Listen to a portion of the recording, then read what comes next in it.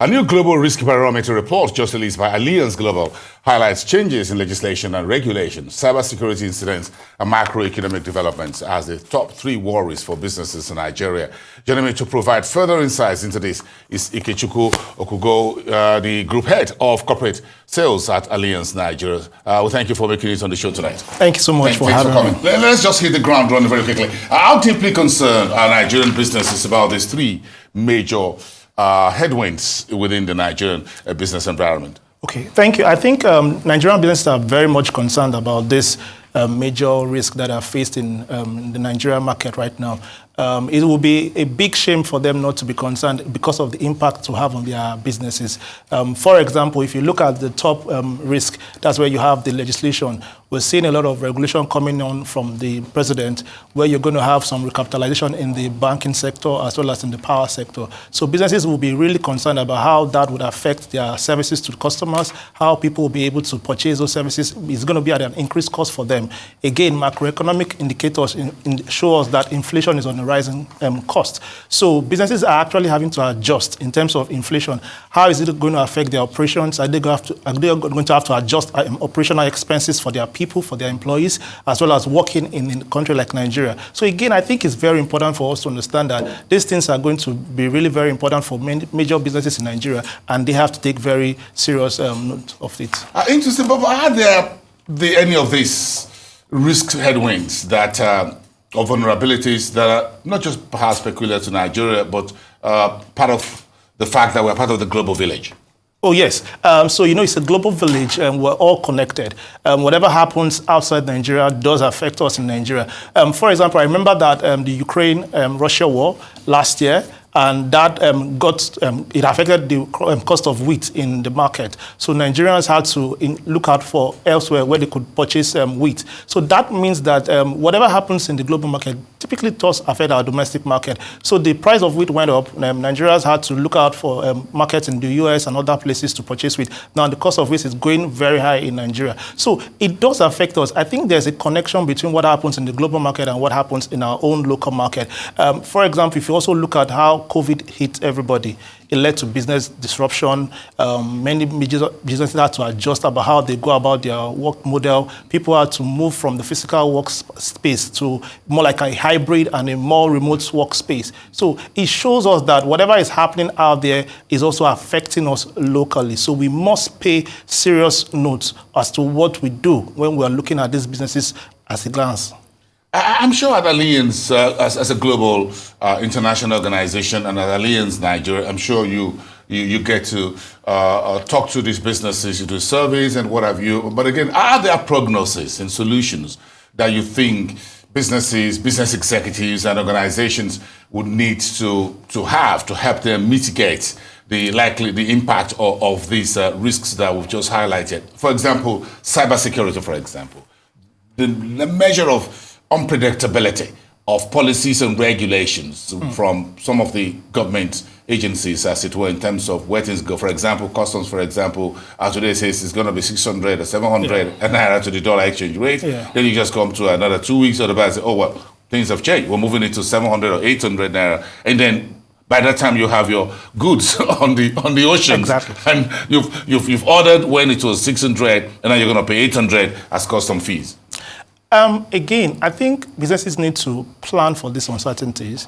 We are encouraging businesses to look at multiple scenario planning. More like you don't necessarily have a clear-cut view of what's going to happen this year. So you need to have like a base plan, a worst-case scenario planning, and more like your best-case scenario planning. You need to plan for business continuity. You know that the risks are going to happen, they're imminent, so we need to be able to ensure that we mitigate those risks. Now, we also want to encourage businesses to strengthen their resilience. There's a saying that goes that when the going gets tough, the tough gets going. And I mean, the way 2024 has commenced for us in Nigeria, we know that we're still going to face some tough times. So we are encouraging businesses to strengthen their resilience. They need to be audacious about their goals, what they want to achieve this year. They need to be aggressive about that as well. And one other thing we'd like to encourage many business executive leaders to do is to ensure that they have an open communication with all stakeholders.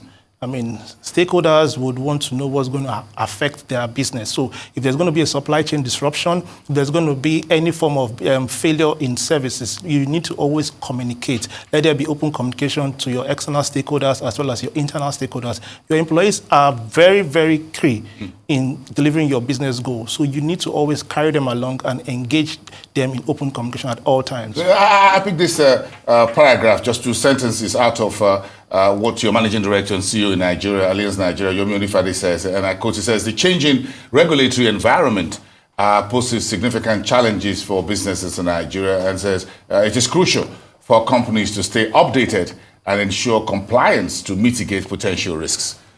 Put out the second sentence in context for me, to stay updated and ensure compliance to mitigate potential risks. So, I mean, yes, very true to his word. We need to allow businesses to stay updated.